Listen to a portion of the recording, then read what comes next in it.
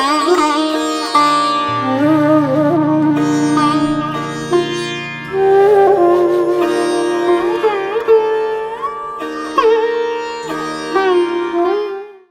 बार की बात है, हरिद्वार में हम अपने मित्र के साथ गंगा किनारे बैठे थे। एक साधु गंगा में कूदा, सोचा कि कंबल है बह रहा है, कंबल समझकर कूद गया, कंबल उसको पकड़ लिया और वो बहा जा रहा है। किनारे बैठा दूसरा साधु बोला, अरे धारा बहुत तेज है, निकल कर तू बाहर आ जा, अरे छोड़ कंबल।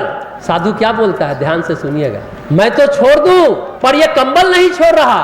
दरअसल वो कंबल नहीं था, वह रीछ था, जो पकड़ लिया था वह रीछ था। और ये रीछ कौन है? यही तो मोह है, आसक्ति है, माया है। ये ज्ञान दीपक की व्याख्या काकभूसुंडी और गरुड़ जी के संवाद में तत्व ज्ञान के साधकों के व्याख्या के रूप में है। सुमेरु पर्वत पर बरगद की छाया में काकभूसुंडी जो कथा सुना रहे हैं, कथा सुनने के लिए हंसों की भीड़ वहां एकत्रित है। मजे की बात है, कथा सुना रहा है कौन? कौवा। सुनने वाला है कौन? हंस। कौवा कैसे हंस को कथा सुनाएगा भाई? मतलब ये है जिसका विवेक प्रबल हो, जो कौवा के पास है, जो सामान्य तौर पर होता नहीं कौवा के पास, जबकि हंस का मतलब होता है जिसकी बुद्धि शुद्ध हो गई, शुद्ध बुद्धि चित्त वाली आत्माएं। तो सुना रहा है कौवा, चूंकि उसकी शुद्ध बुद्धि है। काकभूसुंडी यही ईश्वर की महिमा है। वो स्वामी जी कहते हैं यही ईश्वर की महिमा है। कौवा ज्ञानी बन सकता है और बंदर ब्रह्मचारी बन सकता है, जबकि बंदर कभी ब्रह्मचारी नहीं होता। सबसे ज्यादा कामुक व्यक्ति कहा जाता है बंदर होता है। काम को बढ़ाने वाली एक दवा आयुर्वेद में होती है, उसका नाम भी है वानरी कल्प। बंदर के नाम पर दवा का नाम है, क्योंकि सबसे कामुक व्यक्ति है। पर हनुमान जी ब्रह्मचारी है तो बंदर, लेकिन ब्रह्मचारी है। यही अद्भुत बात है, भगवान की कृपा होती है तो कुछ भी हो जाता है। ये ईश्वर की महिमा है। ईसा मसीह कहते हैं ना, स्वर्ग के राज में सुई के छेद में से भी ऊंट निकल सकता है। मतलब every impossible can be possible.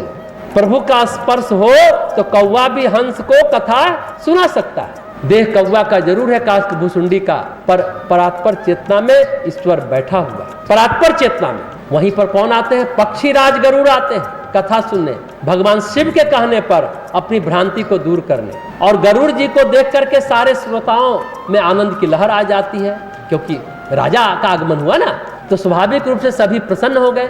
पक्षीराज Garuda है इसलिए सभी खुश हो गए।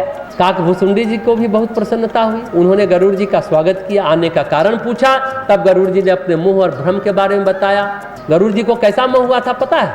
भगवान किसी पास में बंधे और उनको लगा, गरुड़ जी को बुलाया गया, बंधन मैं काट रहा हूँ। उनके मन में भ्रम आया कि ये कैसे भगवान है जो बंधे हुए हैं। अब इस संशय को दूर करने के लिए पहले नारद जी के पास गए, फिर जाते हैं ब्रह्मा जी के पास। सब बोलते हैं कि तुम वहां जाओ वहां जाओ, अंत में भगवान शिव के पास जाते हैं। तो भगवान शिव ने आपके पास मुझे भेजा है, ये गरुड़ जी कौवा काकभूसुंडी को कह रहे। शिव जी ने क्या कहा? खग जाने खग की भाषा, खग जाने खग की भाषा, पक्षी ही जानेगा पक्षी की भाषा। आप गरुड़ जी जाइए काकभूसुंडी जी के पास। गरुड़ जी की जिज्ञासा का समाधान काकभूसुंडी ने ज्ञान और भक्ति के स्वरूप का और उसकी प्राप्ति के लिए कौन सी साधना उपयुक्त होगी सबका वर्णन किया। हम लोग भी अपने जीवन में आसपास देखते हैं, कुछ लोग अपने मन की चंचलता कैसे दूर हो इसके लिए महापुरुषों के पास आते जाते रहते हैं। सचमुच मन की चंचलता कैसे दूर हो, हम लोग भी किसी विद्वान किसी गुरु के पास जाते हैं कि चंचलता कैसे दूर हो। पर हमें यह देखना चाहिए कि आरंभ में जो जिज्ञासा उठती है वह वास्तविक है या कौतूहलवश है।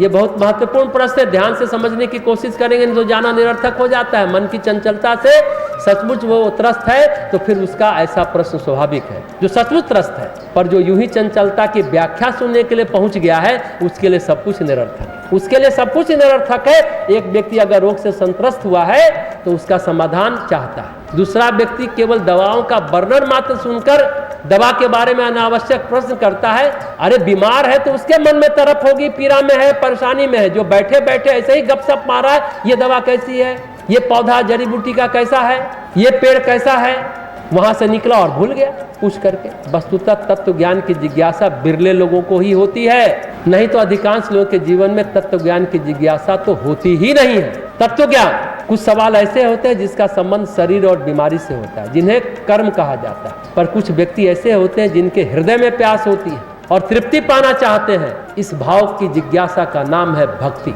इस भाव की जिज्ञासा का नाम ही भक्ति है। कुछ व्यक्ति इनसे भिन्न होते हैं, इनके अंतःकरण में परम सत्य से साक्षात्कार करने की अभिलाषा होती है, जिसका नाम है तत्व ज्ञान। भक्ति से भी हट करके अभिलाषा होती है, उनके अंतःकरण में परम सत्य के साक्षात्कार की अभिलाषा होती है।